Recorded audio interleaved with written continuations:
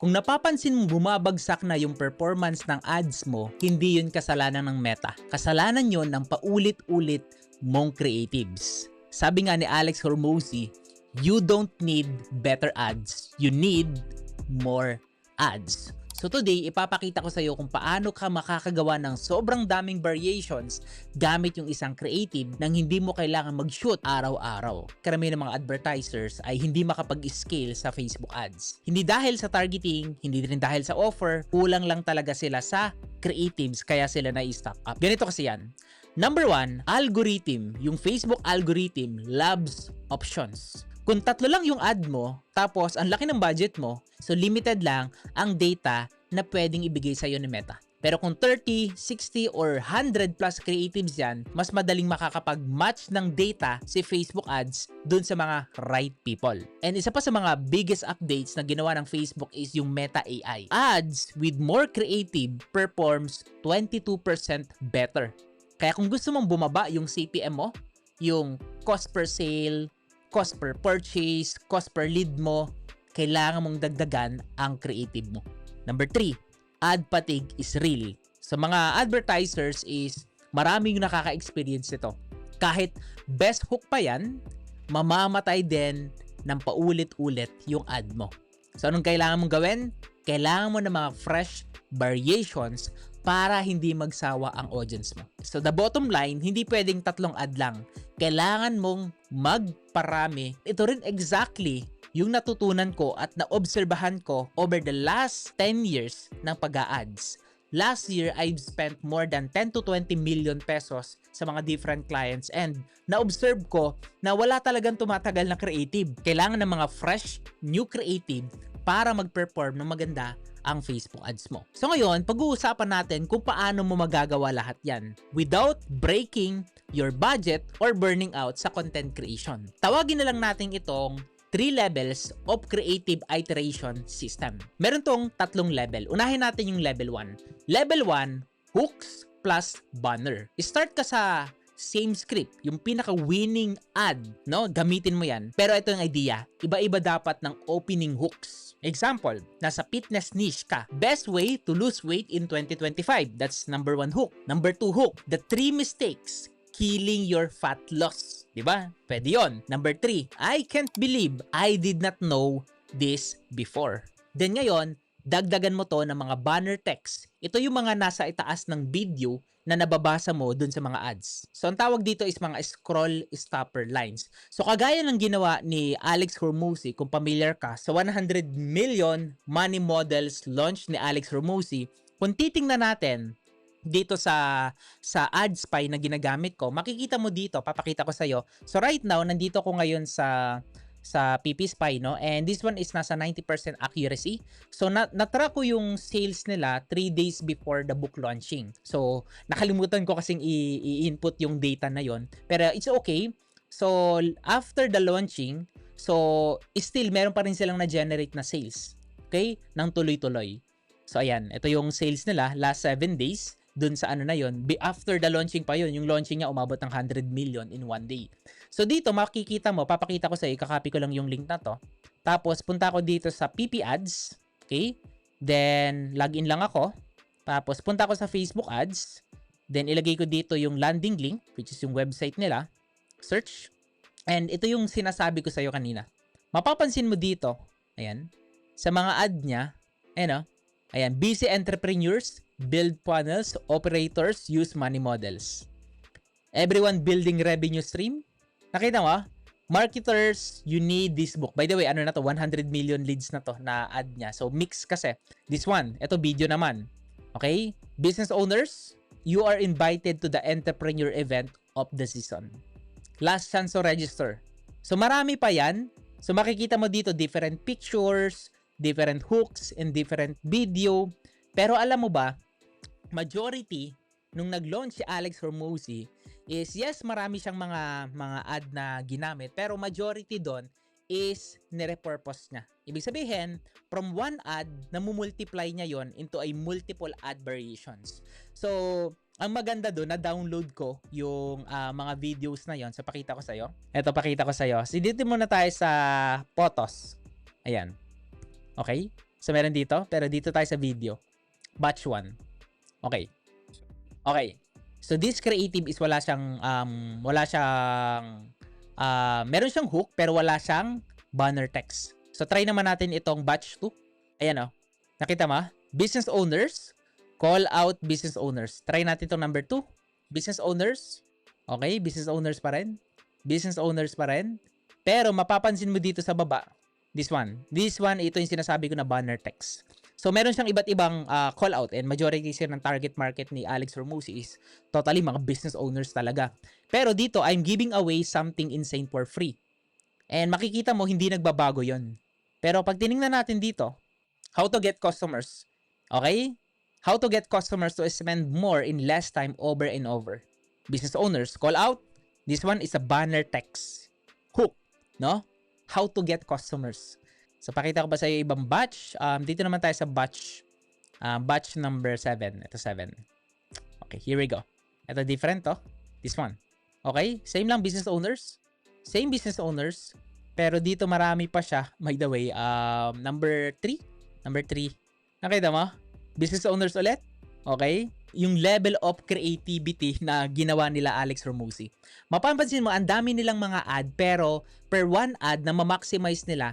And in total, umabot siya dun sa last track ko kasi nawawala dito sa PP ads. Hindi ko siya na-screenshot. Nung nag-launch sila ng ads, umabot ng 1,000 ad creative yung naka-launch. That time, bago yung book launch nitong 100 million money models. 1,000 ad creatives. Different, no? Hooks, different banner, pero majority dun is same messaging. Okay, same video. So yun yung gusto kong ibigay sa iyo. Hindi mo kailangan mag-create ng sobrang daming video, i-shoot tapos i-test mo lahat 'yon. I-test mo, okay, or i-repurpose mo ulit yung pinaka-winning ad mo na gumagana before and then apply this strategy. Balik tayo dito sa sa training. Paano mo na siya gagawin? Example, if you have an agency, sample banners lang to. Ad cost through the roof. Do this. Coaches, watch this. I've spent 1 million on ads to learn this strategy. Nakita mo? Meron akong 3 hooks. Tapos, pag sa banners, no, by the way, sa banners, I can create as much as I can. 3 hooks, and ang masasuggest ko per 1 hook, create a 5 banners. Okay, banner, meaning to say, dun sa taas na pinakita ko sa iyo kanina, ito pakita ko sa iyo. 1, 2, 3, 4, 5. This one. Okay. This one. Business owners, media buyers, kung sino man yung call out mo. Ilagay mo to, call out strategy, then lagay mo dito yung banner. I'm giving away something for free, or dito mo na ilagay yung different banner variations. So meaning to say, okay, magkakaroon ka na ng 3 hooks and magkakaroon ka ng 15 banners. So in total, ilang creative yon? Okay? 15 times 3. That's 45 ad variations sa isang video pa lang. Imagine, same script, same message.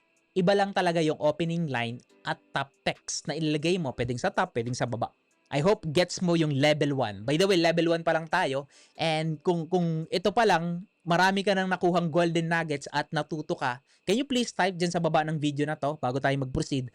Type mo level 1. Okay? Okay ba yun? Level 1? Para alam ko lang na natapos mo yung video na to. Ang next na pag-uusapan natin is the level 2. Location plus settings. Okay, so paano to nag-work, Coach Jay?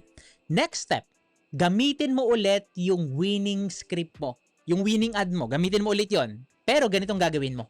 I-shoot mo siya sa iba't ibang locations. Location meaning to say, iba't ibang lugar. Like, pwedeng office, home office, na parang meron kang authority. No? Coach vibe pag nasa office. Kapag naglalakad ka naman or naglalakad at nagsasalita, parang nagbablog ka, ang dating nito or angle is confident and expert tone, no? Vlogger, no? Confident. Next is selfie mode. Selfie mode. Ibig sabihin, relatable and UGC style. So, meaning to say, kapag selfie, meron kang hawak ng cellphone, dahil nagsa-selfie ka.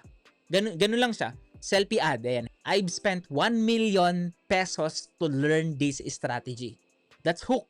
Okay, selfie mode. So, ngayon, may idea ka na.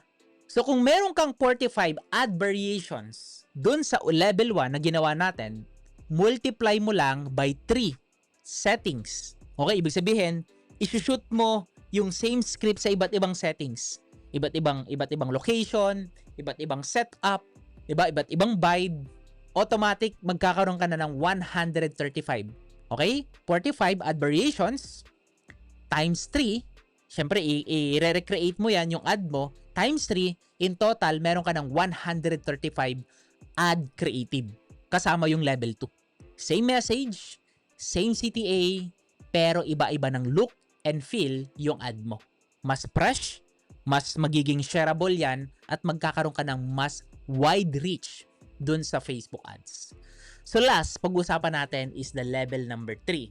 So level number 3 is the spokesperson or AI avatar. Kung ayaw mo mag-shoot palagi, walang problema. Pwede mong ipa-record sa iba yung same script, yung winning script, winning ad mo sa ibang tao.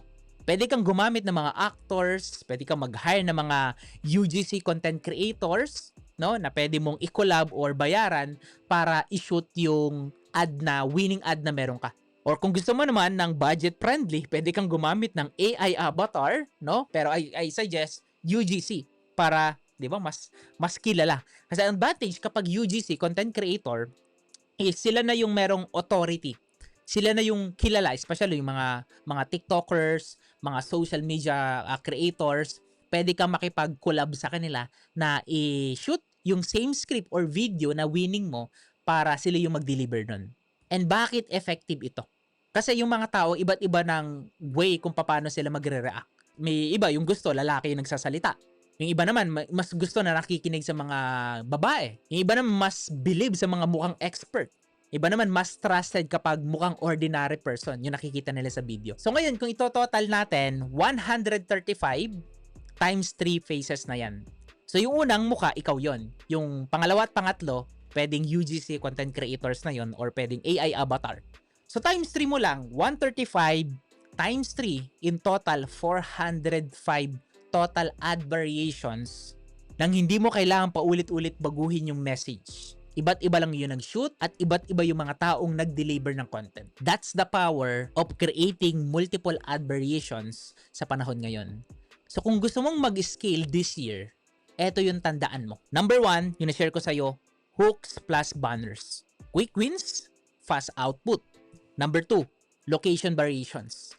Iba't ibang vibe, pero same message. Number 3, different faces para more reach and more relatability.